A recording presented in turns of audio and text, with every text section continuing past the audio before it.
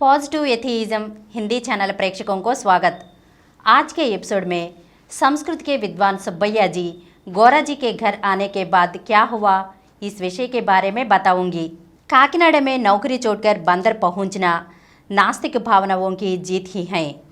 इसलिए बंदर आने के बाद जब भी छुट्टियां मिलती, गौरा जी आसपास के गांवों और शहरों में जाकर नास्तिकता से संबंधित व्याख्यान किया करते थे।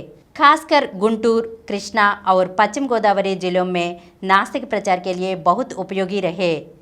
छात्र अपने गांव के बुजुर्ग उनसे बात कर गौरा जी के बारे में उन्हें बताकर उनके व्याख्यान रखवाते थे। घर में बच्चे होने की वजह से मैं गौरा जी के साथ कहीं जा नहीं पाती थी, लेकिन जहाँ भी गौरा जी जाते वहाँ की पूरी बातों की जानकारी मुझे सविवरण देते थे, जिससे मुझे नास्तिकता आंदोलन की सारी जानकारी प्राप्त हो जाती थी। एक दिन गौरा जी को कॉलेज से आने में देर हो गई। मुझे बहुत तेज बुखार था। मनोरमा और लवणम मेरे बिस्तर के ही पास चूल्हा लगाकर खाना बनाकर आचार के साथ खाना खाते थे। ऐसे हालत में एक दिन एक आदमी शाम के वक्त हमारे घर आए और आते ही उन्होंने यह सवाल किया कि गौरा जी हैं क्या। उन्होंने लवणम से कई देर तक बात की। जब उन्हें बताया गया कि गौरा जी नहीं हैं, उनके आने में देर होगी और उन्होंने यह भी देखा कि मैं बुखार से तप रही थी, उन्होंने कहा कि मैं रात के भोजन के लिए रुकने वाला हूँ। वास्तव में यह सुनते ही मुझे बहुत गुस्सा आया, क्योंकि मेरी तबीयत बहुत खराब थी।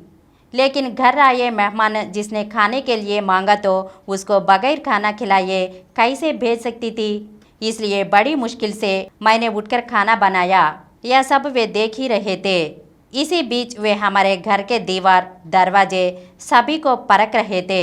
जिस तरह से वह हमारे घर को परख रहे थे, उसे देखकर मुझे यह शक होने लगा कि कहीं यह आदमी पागल तो नहीं है।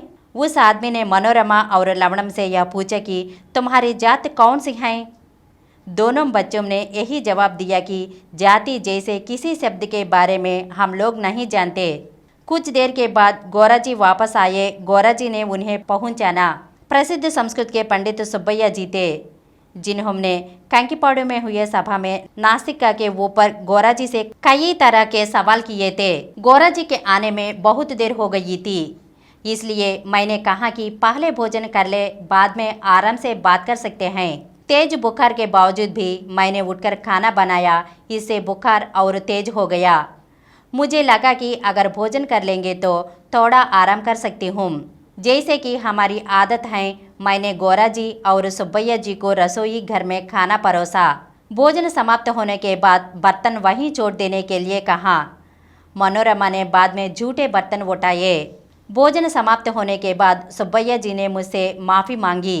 आपकी हालत देखने के बावजूद भी मैं यह जानना चाहता था कि गौरा जी जिस तरह से भाषण देते हैं, क्या उसके अनुसार घर का वातावरण है या नहीं। सिर्फ इसलिए मैंने जानबूझकर आपके यहाँ भोजन किया। आपको मेरी वजह से बहुत तकलीफ हुई, मुझे माफ़ करने कर दीजिए। वे बार बार माफ़ी मांग रहे थे। सुब्बैया जी काकीनाडा में गौरा जी का भाषण सुनने के बाद उसे बहुत प्रभावित होने के बावजूद भी गौरा जी के घर का वातावरण किस तरह से होगा, इसकी जांच करने के लिए वे हमारे घर आए थे। मेरे बीमार होने के बावजूद भी उनके भोजन करने की इच्छा के अनुसार बिना किसी विरोध के मैंने खाना बनाकर उनको खिलाया, जिससे वे अति प्रसन्न हुए और उनमें परिवर्तन हुआ।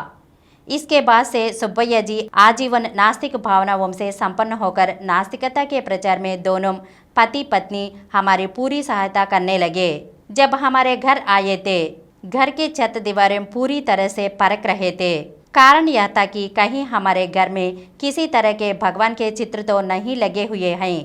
उन्होंने मनोरमा लवणम से यह पूछा कि हमारी जाति कौन सी है, तो बच्चों के जवाब सुनकर वह और भी संतुष्ट हो गए कि हमने बच्चों को किसी भी तरह के जात पात से परे पाल रहे हैं, जिसे हमें यह स्पष्ट हुआ कि हजार आंखों से दूर लोग हमारे ऊपर निगरानी रख रहे हैं। जब हमने हमारे बच्चों को स्कूल में दाखिला करवाया, आवेदन पत्रों में कहीं भी जाति या धर्म नहीं लिखवाते थे, पर कभी कभी स्कूलों में आंकड़े लिए जाते थे कि किस धर्म और किस जाति के बच्चे कितनी मात्रा में हैं।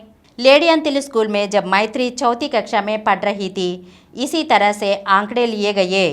एक एक जाति और धर्म का नाम बताकर उस जाति और धर्म के बच्चों को खड़ा होने के लिए कहा गया। मैत्री को खड़ा न देखकर टीचर ने उसे सवाल पूछा कि तुम क्यों खड़ी नहीं हुई। तब मैत्री ने यह जवाब दिया कि जब हमारी कोई जाति या धर्म ही नहीं है तो मैं क्यों खड़ी हो जाऊं। यह सुनकर टीचर परेशान हो गई और इस बारे में बात करने के लिए हमारे घर आ पहुंची।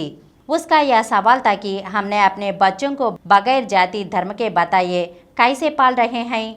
हमारे लाख समझाने के बावजूद भी वह समझ नहीं रही थी। हमने आखिरकार यह सोचकर अपने आप को समझाया कि हर एक की अपनी अपनी मर्जी होती है। अगले एपिसोड में फिर मिलेंगे। धन्यवाद।